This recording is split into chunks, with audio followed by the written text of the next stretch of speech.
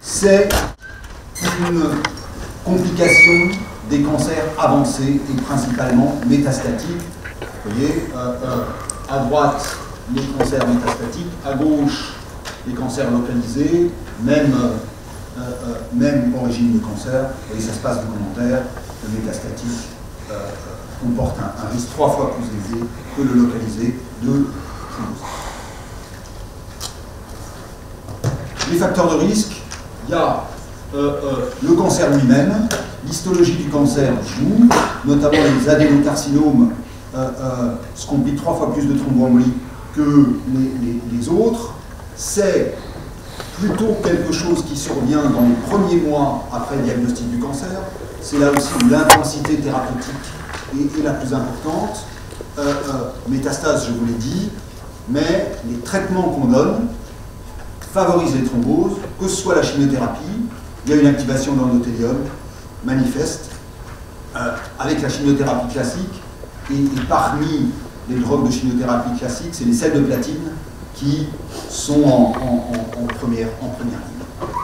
Les traitements hormonaux, que ce soit pour la prostate ou pour le sein, augmentent le risque. La chirurgie du cancer, oui, ça augmente le risque également, mais ce qui était moins connu, la radiothérapie. Donc, il y a le cancer lui-même, son stade, le délai par rapport au diagnostic, son histologie, les traitements, et puis ensuite, il y a le malade lui-même, l'âge, qui même chez les patients atteints de cancer joue, les antécédents thromboemboliques veineux, et puis d'autres facteurs de risque. L'obésité, vous me direz, c'est peut-être pas ce qui nous préoccupe le plus chez les malades atteints de cancer. Mais les antécédents thromboemboliques veineux sont un facteur de risque. Enfin, même les traitements dits de support, certains augmentent le risque. Alors, la constatation, fin des années 90, début des années 2000, c'est que quand on donne un régime classique, héparine non fractionnée ou bas-promoléculaire, suivi par un antivitaminique K, un malade qui a une thrombose veineuse proximale ou une embolie pulmonaire et un cancer, il a 3 fois plus de risque de récidive que un contrôle qui a la même maladie veineuse thromboembolique mais sans cancer. 3 fois plus de récidive, 3 fois plus d'hémorragie, et en partie, c'est lié au fait qu'on a beaucoup plus de mal à ajuster l'INR des malades qui ont un cancer que celui des malades qui n'ont pas de cancer quand on donne des AVK. J'y reviens dans un instant. 3 fois plus d'ennuis. Ce soit des récidives thromboemboliques ou des hémorragies. Et quand Agnès Lee, en 2003, a montré cette diapo, il y a eu un haut dans la salle, 770 et quelques malades, ils ont tous une thrombose veineuse proximale ou une embolie pulmonaire, ils ont un cancer actif. Alors, cancer actif dans le sens du thrombologue, c'est-à-dire qu'il y a du cancer visible sur un examen, où il y a du traitement du cancer dans les 6 mois qui ont précédé. Donc quelqu'un qui a été opéré d'un cancer localisé il y a 3 mois, il rentre dans cet essai. Donc attention. Et donc, un peu d'héparine de bas promoléculaire suivi par un AVK dans le groupe contrôle, et une héparine de bas promoléculaire dans le groupe expérimental, une réduction du risque de récidive thromboembolique de 50%. On passe de 17 à un peu plus de 7% à 6 mois. Un time in therapeutic range dans le groupe AVK qui est de 47%, donc bien inférieur à ce qu'on observe dans les essais chez les malades non atteints de cancer. Et donc une efficacité des bas moléculaires qui est nettement supérieure à celle des AVK. On pensait également gagner en sécurité. Ben, vous voyez, ça ne marche pas à tout coup. Il y a numériquement plus d'hémorragie grave sous bas poids que sous AVK. Notez au passage que la dose de bas moléculaire était réduite de 25% après le premier mois. Ce sera important pour la suite. Mais donc pas de bénéfice en termes d'hémorragie majeure. Il n'y a pas que cette étude, il y a d'autres études plus petites. C'est le seul essai positif quand on compare bas poids moléculaire et AVK. Les autres essais ne montrent pas cette différence, souvent pour un problème de puissance. Il y a une deuxième grosse étude, qui est l'étude CATCH, vous voyez l'avant-dernière par le bas, qui a rassemblé 900 malades. Là, vous voyez, là, on a un hazard ratio à 0,69, mais vous voyez, un intervalle de confiance qui franchit 1, donc ce n'est pas une différence significative, parce que dans cet essai-là, les malades sont un peu moins graves, les AVK sont un peu mieux administrés, et il y a un risque de récidive thromboembolique sous AVK un peu moins. Les autres essais n'ont pas la puissance pour montrer quoi que ce soit, mais quand on fait la méta-analyse de tout ça, vous voyez, il y a une réduction de risque de 40% sur les récidives thromboemboliques en faveur des bas poids moléculaires. Au passage, c'est que des essais ouverts. Donc il y a un petit risque de biais quand même. Sécurité, eh ben, vous voyez, 1,07 de risque relatif, donc aucun gain des bas poids moléculaires par rapport aux AVK en termes de sécurité. Alors, les anticoagulants oraux directs. Deux essais assez larges. Le premier avec l'édoxaban. Donc on prend pareil, des gens qui ont une thrombose veineuse profonde proximale ou une embolie pulmonaire. Ils ont un cancer actif, toujours selon la même définition. Et cette fois-ci, le groupe contrôle, c'est la daltéparine.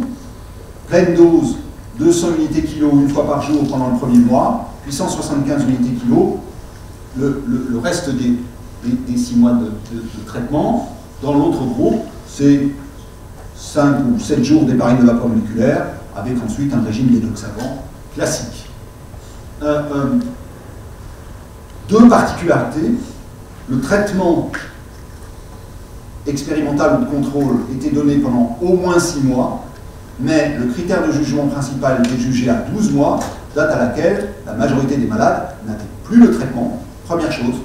Deuxième chose, le critère de jugement principal combine l'efficacité, récidive thromboembolique ou décès par embolie, et la sécurité, hémorragie majeure.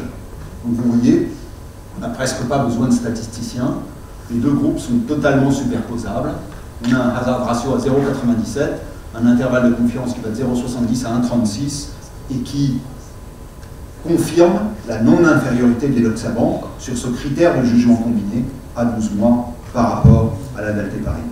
Alors, vous me direz, on aimerait bien voir l'efficacité d'une part, la sécurité de l'autre. Efficacité, on y est, vous voyez, l'édoxaban est en dessous de la daltéparine, on a un hazard ratio à 0,71, c'est pas significatif, 0,48 à 0,6, et de façon intéressante, dans mon truc habituellement, quand on compare deux anticoagulants sur l'efficacité thromboembolique, la différence, elle se fait pendant le premier mois. C'est là où le risque est le plus élevé. Vous voyez que la pente est plus élevée pendant le premier mois. Ici, que se passe-t-il? Eh bien, la différence, elle apparaît à peu près au 90e jour. Les deux courbes se séparent assez tard. Donc, au passage, on a le même régime de daltéparine, pleine dose le premier mois, 3/4 de la dose après le premier mois. Saignement, cette fois-ci, l'édoxaban est au-dessus de la daltéparine, 1,77, c'est significatif, 1,03, 3,04, et la différence, elle commence un peu plus précocement, vers le 30e jour, les courbes se séparent déjà très nettement, pour s'écarter un peu plus. Donc, une différence sur les hémorragies qui est significative, une différence sur l'efficacité qui ne l'est pas, et quand on combine les deux, eh bien, on peut affirmer la non-infériorité sur ce critère conjugué. Au passage, dans le groupe daltéparine, la durée de traitement est moins longue que dans le groupe édoxaban. Un certain nombre de malades se plaignaient des injections et leur traitement était arrêté. On ne sait pas trop ce qu'ils ont reçu après. Certains n'ont eu peut-être plus d'anticoagulants du tout, ce qui peut expliquer peut-être une partie de la différence d'efficacité. Deuxième essai, cette fois-ci c'est le rivaroxaban. Donc le rivaroxaban à la dose classique, je parle à des cardiologues, vous savez ça par cœur, donné d'emblée, cette fois-ci pas d'HPTM avant, 15 mg x 2 puis 20 mg une fois par jour après les 3 premières semaines. Même régime de daltéparine, pleine dose pendant un mois, 3/4 de dose au-delà du premier mois, qui était la dose validée par l'essai d'Annesley que je viens de vous montrer 3 diapos avant. Cette fois-ci, un essai plus classique, on regarde l'efficacité d'une part, la sécurité de l'autre, les deux traitements sont donnés pendant les 6 mois, et les critères sont jugés à 6 mois. Efficacité, eh bien vous voyez, on est cette fois-ci sur un essai avec un effectif un peu plus réduit, 400 malades, avec une réduction de risque de 60% qui est significative. Donc on peut dire ivaroxaban supérieur à l'altécarone. Hémorragie. Voilà les hémorragies graves. 1,83, mais on n'est pas significatif. Alors, vous allez me dire peut-être on manque de puissance. La deuxième chose, c'est que dans l'essai précédent, l'excès d'hémorragie, il est observé presque exclusivement chez les malades atteints de cancer digestif. Les investigateurs de cet essai-là avaient cette information, et donc en cours d'essai, les malades atteints de cancer digestif n'étaient plus inclus. Donc la petite nuance, c'est peut-être un effet de puissance, c'est peut-être aussi l'effet que les cancers digestifs étaient peut-être un tout petit peu sous-représentés dans cet essai-là. Alors, vous allez me dire, j'ai un médicament qui est plus efficace mais qui fait peut-être un peu plus saigner, les AOD. J'ai une classe de médicaments qui est peut-être un peu moins efficace mais qui fait moins saigner, les HBPM. Et donc séparons nos malades entre ceux qui saignent beaucoup et qui récidivent peu et ceux qui récidivent beaucoup et qui saignent peu. Facteur de risque de récidive, c'est de l'essai CATCH, c'est celui qui a comparé une des bactéries-moléculaires aux ABK. Vous voyez, on trouve quoi? Un facteur tissulaire élevé, une compression veineuse par la tumeur, et puis les cancers hépatobiliaires comme étant associés au risque de récidive sous traitement anticoagulant. Le risque de saignement, c'est du registre Rieté, c'est un large registre international. Là, c'est le sous-groupe des malades atteints de cancer, et on trouve l'hémorragie majeure récente, la clairance de la créatinine par Cockcroft inférieure à 30, une immobilisation récente, et le cancer métastatique comme associé à un risque de saignement. Vous vous rappelez que les métastatiques, c'est également ceux qui thrombosent beaucoup. Et donc, c'est un peu difficile de séparer ces malades dans ces deux classes, et donc j'ai un peu de mal à me déterminer. Pour essayer de conclure sur ce chapitre, les antivitaminiques K, à part les malades qui ont des insuffisances rénales sévères avec des clairances à moins de 30 par Cockcroft, vraiment, il ne faut plus utiliser ce médicament chez ces malades. Est-ce que les AOD sont plus efficaces que les HBPM? Vous voyez, il y a un essai qui le montre, un autre essai qui montre une tendance pas significative. Il y a un troisième gros essai qui sort là, fin mars. On devrait avoir plus de données avec environ 1000 malades de plus. Est-ce que c'est un effet de durée du traitement, cette différence, ou est-ce que c'est une propriété intrinsèque des AOD par rapport aux HBPM? Donc pour l'instant, on ne sait pas bien. Deuxièmement, les AOD moins bien tolérés que les bactéries-moléculaires. Encore une fois, il y a un des deux essais qui montre ça, l'autre essai montre une tendance mais qui n'est pas significative. Est-ce que là aussi c'est lié au fait que les gens reçoivent l'AOD plus longtemps que l'HBPM? Ça marche mieux, mais ça fait saigner plus puisque les malades sont plus exposés. Est-ce qu'il y a des interactions ou est-ce que c'est vraiment un effet intrinsèque? Pour l'instant, on ne sait pas bien. Les saignements avec les AOD sont observés essentiellement dans les cancers digestifs. Et globalement, si on revient le film depuis les années 2000, on a baissé ABK versus HBPM, puis HBPM versus AOD, les récidives thromboemboliques. On est passé de plus de 15% à 6 mois à moins de 5%. Il faut dire que pendant ce temps-là, les thérapeutiques anticancéreuses ont changé. elles sont probablement un peu moins thrombogènes maintenant qu'elles l'étaient. En tout cas, on a gagné en efficacité. En revanche, on n'a pas progressé du tout en sécurité. Vous avez vu, HBPM versus AVK, eh bien, il n'y a pas moins, il y a peut-être plus, mais en tout cas, il n'y a pas moins. Et ensuite, AOD versus HBPM, il semble y avoir un peu plus d'hémorragie. Donc on transforme la maladie thromboembolique en maladie hémorragique. Bon, j'ai pas fait le topo avec ça. Le problème actuel, outre le choix de la molécule initiale, c'est la durée du traitement. Avant, on disait, bah, ma foi, il a thrombosé, il a un cancer du pancréas métastatique, on se préoccupe des 3 ou des 6 premiers mois, au-delà, c'est peut-être un peu moins pertinent.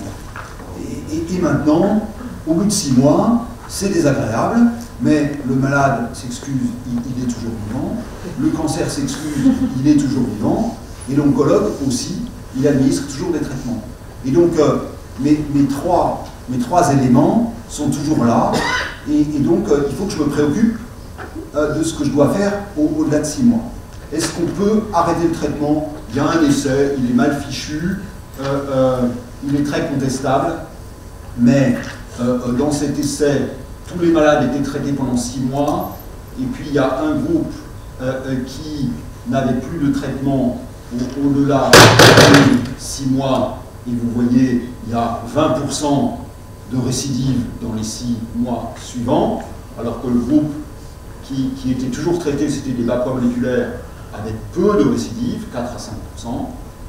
Même au bout de 12 mois de traitement, le groupe traité, pendant 12 mois, a encore plus de 10% de récidive dans les 6 mois qui suivent. Et donc, il y a du cancer qui reste actif, il y a des traitements anticancéreux, et la règle, c'est de poursuivre le traitement anticoagulant. Une des questions, c'est est-ce qu'on peut réduire la dose, comme on fait dans la maladie veineuse thromboembolique non provoquée.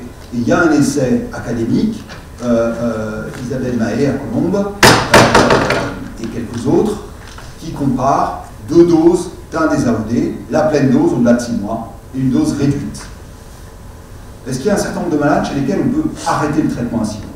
La réponse est quand même probablement oui. C'est une étude de cohorte rétrospective faite à Leiden. C'est des gens qui connaissent le sujet. Vous voyez que quand on arrête le traitement, c'est la 2e ligne, alors que le cancer est en rémission et qu'on suit les malades, on observe 3,2% patients année de récidive, alors que quand on arrête le traitement, alors que le cancer est actif, on est à 20%. Donc ça regroupe les données que j'ai bien vous montrer précédemment. Donc voilà, cancer actif, il faut probablement poursuivre. Est-ce qu'on peut baisser la dose? Pour l'instant, on ne sait pas. Réponse d'ici 2 à 3 ans. Et donc voilà, de bon sens, si le cancer est en rémission, s'il n'y a plus de thérapeutique antitumorale, si le cancer est de bon pronostic, on peut raisonnablement arrêter le traitement anticoagulant. Et donc, un des exemples, c'est une embolie pulmonaire post-opératoire chez un malade qui a un cancer localisé et qui a été réséqué complètement, qui n'a pas eu de chimiothérapie, ou qui a eu une chimiothérapie adjuvante qui est terminée. Donc là, c'est assez simple. Donc on peut arrêter. Oui, ces malades font des thrombopénies. La thrombopénie héparino-induite, c'est pas trop le sujet. Il y a vraiment très peu de cas. Mais avec la chimiothérapie, ils peuvent avoir des thrombopénies. Et donc il faut anticiper ça. Il y a un certain nombre de guides. Voilà, globalement, au-delà de 50 000, on peut laisser la vapeur moléculaire à dose efficace. En dessous de 50 000, on commence à se poser la question.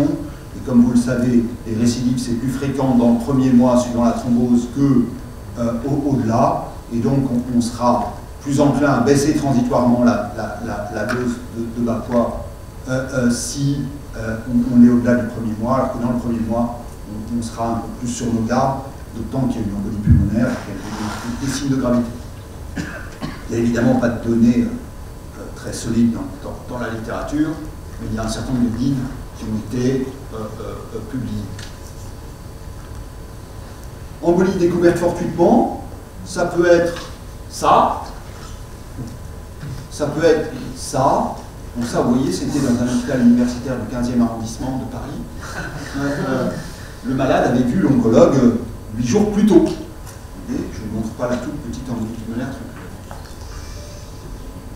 Elle se comporte comme des embolies découvertes sur symptômes.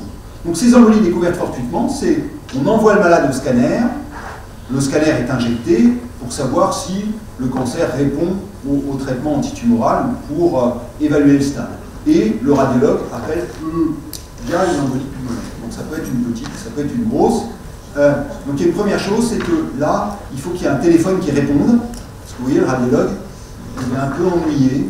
Donc si c'est le secrétariat d'oncologie et qu'il est 19h30, il y a peu de chances que ça réponde. Donc il faut qu'il y ait un doc qui réponde pour prendre ces malades en charge. La deuxième chose, c'est qu'elles sont très souvent symptomatiques.